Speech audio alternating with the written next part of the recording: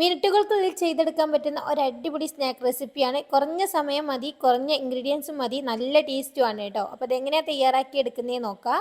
ഇതിനായിട്ട് ആദ്യം തന്നെ ഒരു ബൗളിലോട്ട് 1 കപ്പ് അളവിൽ കടലപ്പൊടിയാണ് ചേർക്കുന്നത്. കൂടെ തന്നെ 1/2 കപ്പ് മൈദ ചേർത്ത് കൊടുക്കുന്നുണ്ട്.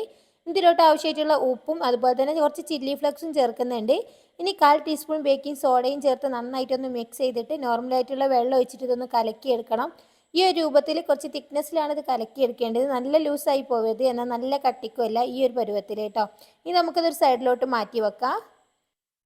ഇനി മറ്റൊരു ബൗൾ എടുത്തിട്ടുണ്ട്. ഇതിലോട്ട് ഒരു 3 മുട്ട പൊട്ടിച്ച് വയ്ക്കുന്നുണ്ട്. ഇതിലോട്ട് എരിവിന് ആവശ്യമായിട്ട് കുരുമുളക് പൊടിയും അതുപോലെ തന്നെ ഒരു നുള്ളു ഉപ്പും ചേർത്ത് നന്നായിട്ടൊന്ന് കലക്കിയെടുത്തിട്ട് ഒരു ഓംലേറ്റ് ആക്കി എടുക്കുക കേട്ടോ. അപ്പോൾ പാന് വെച്ച് ഇതിലോട്ട് ആവശ്യത്തിനുള്ള വെളിച്ചെണ്ണ ഒഴിച്ചിട്ട് ഇതേപോലെ ചുട്ടെടുക്കുന്നുണ്ട്. ഇനി ഇതേപോലെ ചെറിയ സ്ക്വയർ ഷേപ്പുകളായിട്ടാണ് ഞാൻ കട്ട് ചെയ്യുന്നത്. നിങ്ങൾക്ക് ഇഷ്ടമുള്ള രീതിയിൽ കട്ട് ചെയ്തെടുക്കുക കേട്ടോ.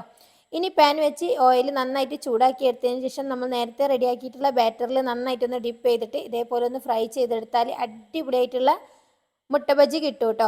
നോർമലായിട്ട് നമ്മൾ പുഴുങ്ങിയ മുട്ടൊക്കെ വെച്ചിട്ടാണ് ബജി തയ്യാറാക്കി എടുക്കൽ. ഈ ഒരു രീതിയിൽ ഇതുവരെ ട്രൈ ചെയ്ത് നോക്കിയിട്ടില്ലെങ്കിൽ ഒന്ന് ട്രൈ ചെയ്ത് നോക്കൊണ്ടു. അടിപൊളിയാണ് കേട്ടോ. ഒട്ടും എണ്ണയൊന്നും കുടിക്കാതെ ഒരു അടിപൊളി സ്നാക്കാണ്. ടൊമാറ്റോ കെച്ചപ്പിൻ്റെ കൂടെ സെർവ് ചെയ്യുകയാണെങ്കിൽ അടിപൊളിയാണ് കേട്ടോ. ട്രൈ ചെയ്തിട്ട് ഫീഡ്ബാക്ക് അറിയിക്കണേ.